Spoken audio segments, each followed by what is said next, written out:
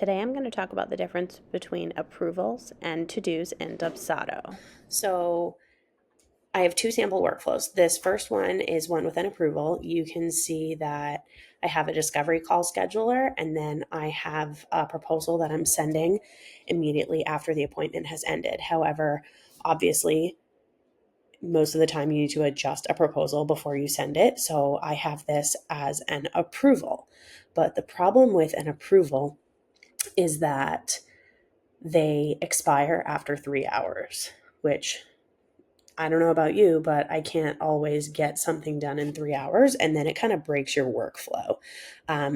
So this is why I recommend instead you do a to-do.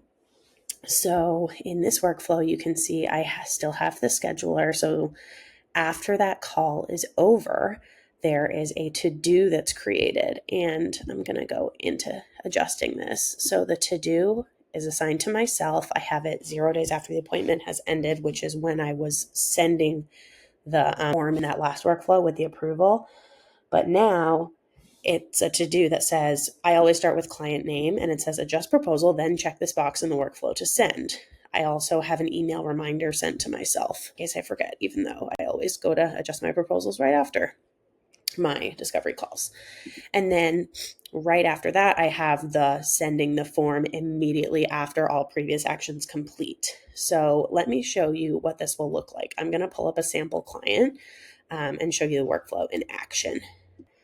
Okay, so I have my sample project right here, sample client, and I'm going to apply this workflow to the project. So here's my sample workflow, the one with the to-do. I'm going to hit apply. And so what this is going to do, so let's say that the call has ended. So call happened, whatever. I'm going to mark this complete. So the call just ended. I'm going to force this to-do to happen, and I'm going to hit refresh, and you'll see what this looks like. Okay, so now you can see in the workflow, there's this other checkbox. What you're not seeing on my screen is that I just got an email saying sample client, adjust proposal, then check this box in the workflow to send. So I can do a couple things. I also want to point out that in my dashboard, this to-do is going to show up under tasks. You want to be careful there because if you check it off, it's going to send it in your workflow, which if you're not ready, that's not good. But just don't check the box until you're ready. So I would go into my forms, edit the proposal like I always do. This is just wicked basic one, not one of my ones that I actually use. Change whatever I need to, hit save, and now I'm ready to go. So I go back to either the workflow and check the box here and it'll send the form, or I'll actually show you, I can go into my dashboard down to tasks and I can check it here.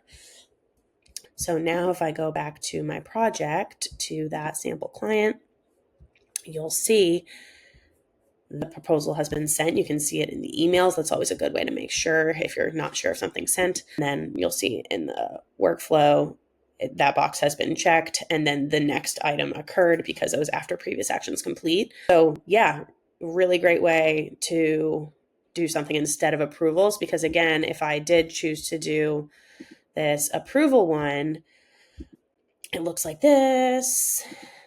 So and also, by the way, guys, if you want to adjust the email that gets sent, you can do that too by hitting edit and changing the text, in case you didn't know that. But yeah, so this approval is going to essentially break if I don't hit it in 3 hours, which we don't want to do. We don't want to have happen. So yeah, I would say probably 10 times out of 10, use to-dos instead of approvals. Hopefully that is helpful and makes sense as to why, if I've ever made a workflow for you, or if you're using the one that I have as a freebie, you'll notice do's instead of approvals. This is why. I'm not being crazy. It's actually the best way to do it. Okay, have a great day. Thanks for watching. If you found this tip helpful, don't forget to like this video and subscribe for more Dubsado tips and tricks to streamline your workflows. Have questions or want a specific topic covered? Drop a comment below. I would love to hear from you.